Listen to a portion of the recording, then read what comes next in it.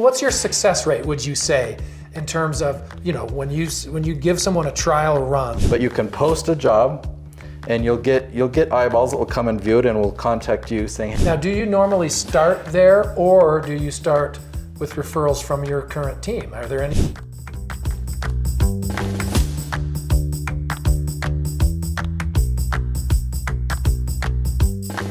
Well, so talk about the process of getting people in the Philippines to be part of Be the Hero Studios. So there's two ways that you can do it. On virtualassistanttool.com, you can just create a job posting. You can create up to 3 different job positions. And if you've got more than that, you can just say, hey, I've got several job positions, click the link and go to your Word doc or whatever, your Google Doc. But you can post a job, and you'll get eyeballs that will come and view it and will contact you saying, hey, I'm interested in applying for this position. Or you can do an advanced VA search, virtual assistant. So with an advanced search, you can put in the criteria of the people that you're looking for. You can even drill it down to what's called a trust score. There are people that will try and game the system and try and create multiple profiles. We don't get their social media information, but they have to provide it. Like, is this person active on Facebook? Are they?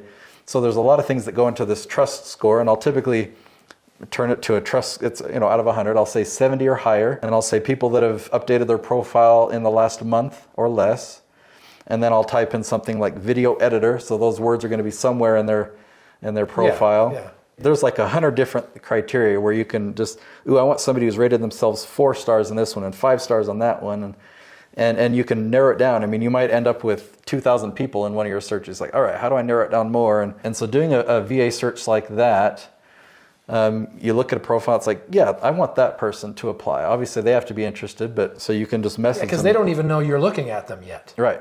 Yeah. There's a send them a message. And so you message them right within the system, just like an email. And when they reply, it'll come to your email. But you can send them a message saying, hey, I'm Nate. I've been hiring people in the Philippines for 12 years. I'm looking to fill another position.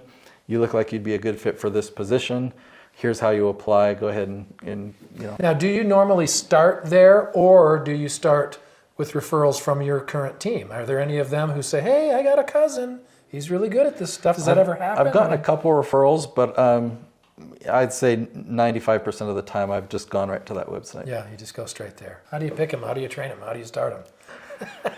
Good question. So really, the first step is just looking at their profiles and narrowing it down to people who, I mean, if I'm looking for a video editor, does their profile say, I am a jack of all trades? Or do they say, I am a video editor? Mm-hmm. Like, that tells me that's what they want to get a job as. That's how they see themselves. And then I have them submit a video application. So in my message that I send them, there's actually a link of me and a selfie video. So I record, talking to my phone saying, I'm Nate, this is who I am, this is what my company does, this is what I'm looking for, and I want you to do the same thing and make me a selfie video. So pull out your phone. It doesn't have to be professionally lit or anything. Just introduce yourself, tell me why you think you'd be a good fit for this job. And if you have a portfolio, send me a couple links. So that's a filter. People who are willing to get out of their comfort zone and make me that video. Yeah. And it's a great replacement for an in-person interview, because they're on the other side of the planet, right, different time zone. And I don't even want to get on the phone. I'm lazy like that, or a Zoom call. But when they send me a video, I already know right off the bat, yeah, I think I'd like to hire them for a trial assignment. Yes. So the great thing about independent contractors versus like a USA employee is I can hire them for a trial assignment and see how it works. Yeah. So video editing is a great example. Could hire them to edit one video. I show them, okay, this is what you're starting with. Here's an example of a finished episode. Take this and turn it into that. And you're getting paid for this trial. So like, all right, and they get to work. They show us, what they've done. We can give them feedback, and we get a good sense right off the bat if they're a good fit. Typically, I might hire 2 or 3 people for 1 or 2 positions, because when you give out a few trials, there's sometimes a person is going to do very good, or they just disappear, like, maybe this isn't for me, and whatever, they ghost you. Yeah. But then somebody else will really thrive. Sometimes if we feel, depending on the position, we'll say, okay, you did great on this trial assignment, let's hire you for a trial week. And so we'll kind of get them more ingrained, put in 40 hours, and if that goes well, then it's yeah, you're with the company full time. That seems like a fair way. I think a lot of people, I imagine they appreciate that. You know what I mean? As opposed to just saying yes or no.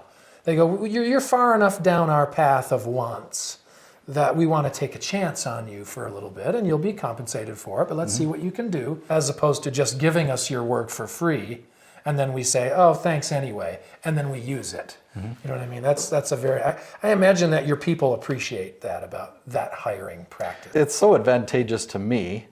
If I'm paying somebody a starting rate of $450 a month, so that's going to be $112 a week, even if they do a full week of trial and they don't work out, I pay them the $112 bucks, but I'm not out much. You know, it's hard. It's like, well, what's your success rate, would you say, in terms of, you know, when you give someone a trial run? Is it 9 times out of 10 they pretty much end up being hired? It's probably like 60 or 70%. Okay. So, but it's obviously worth it. I mean, that's more than half of the people that I hire for trial end up becoming long term. That's cool. I have a gift for you. I want to give you my book for free. Now we call this free plus shipping. So the cost to print a full color book is actually pretty expensive, a lot more expensive than I thought, but I had to do my book in color. As long as you pay the printing and the shipping costs wherever you are in the world, no profit to me. This book is my gift to you. Now, what is this book? This book is to help you leverage YouTube to generate leads for your business. And you know the story behind this book, the 2 years of work I put into it. This will help you generate typically about $10,000 for every 100 views you get on YouTube when you follow the steps in this book. So that's my gift to you. Go to natesyoutubebook.com. Well, I know, I mean, I can speak from some experience with Filipinos, and there's some... I've come across dishonest people. You find them anywhere in the world. You find them right in my backyard, right? But yet the education that they have is really heavily based on a computer. Lots and lots of people